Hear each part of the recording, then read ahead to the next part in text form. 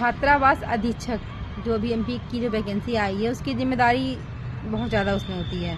ठीक है, यानी बच्चों को कुल मिला के कहा जाए तो वहाँ पे वो जो छात्रावास अधीक्षक होते हैं वो माता पिता का रोल निभाते हैं।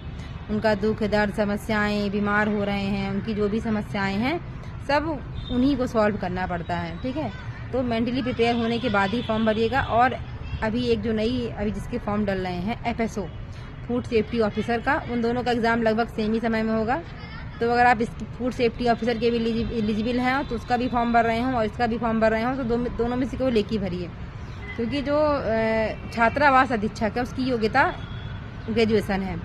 12th लेवल पे भी आई है। जो छोटे बच्चों के जो अधीक्षक होते हैं उनकी जो योग्यता है 12th है केवल, और जो कॉलेज वगैरह के हो गए उनके लिए ग्रेजुएशन है। और जो उससे भी बड़ी पोस्ट जो MPPSC करा रही है उसके लिए आपको ग्रेजुएशन, और जो महाविद्यालय के जो अधीक्षक होते हैं उनके लिए आपको वो चाहिए, PG चाहिए आपको, मतलब आपका स्नातकोत्तर यानी कि पोस्ट ग्रेजुएशन होना चाहिए। तो दो में से आप एक सिलेक्ट करिए।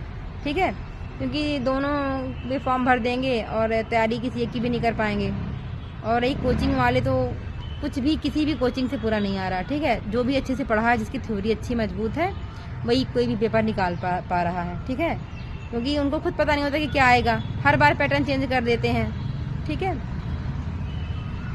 क्योंकि मैंने ये देखा कि जो कोचिंग वाले होते हैं वो अपनी कोचिंग का बहुत अच्छा बेहतर देने के लिए बहुत हाई लेवल का पढ़ा देते हैं, और आ जाता है एक सामान्य तरीके का, और बच्चे कठिन के पीछे भाग भाग करके जो सरल चीज़ें होती हैं उसको भी नहीं पढ़ पाते हैं। ठीक है, उनको लगता है कि हम कठिन से कठिन चीज़ पढ़ा देंगे तो बच्चों का सिलेक्शन हो जाएगा।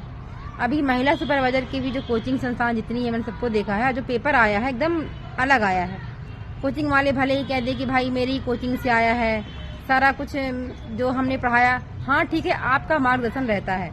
ठीक है, तो किसी को भी नहीं पता होता कि क्या आने वाला है। हाँ, सिलेबस के अकॉर्डिंग सब अपने से अच्छा पढ़ाने की कोशिश करते हैं। ठीक है, और हमारे MP में जो लागू होने वाला था कि चाहे जितनी परीक्षाएं हैं केवल एक बार फीस ली जाएगी, वो अभी तक लागू नहीं हुआ है। तो आप सब प्रोटेस्ट करिए, सब आंदोलन करिए कि भाई जो आपने कहा है वो करिए। 1.5 साल हो गए सरकार बने पर वो चीज़ें लागू नहीं हुई है। आप सारी योजनाओं को चला रहे हैं पर विद्यार्थियों के बारे में क्यों नहीं सोच रहे हैं। ठीक है, उनके बारे में भी सोचिए।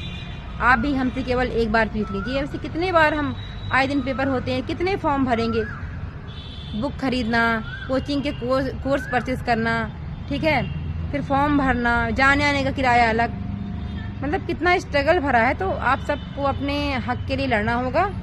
तो इस प्रकार से मैंने सब कुछ बता दिया कि आप फॉर्म भरना ना भरना वो आपके ऊपर है।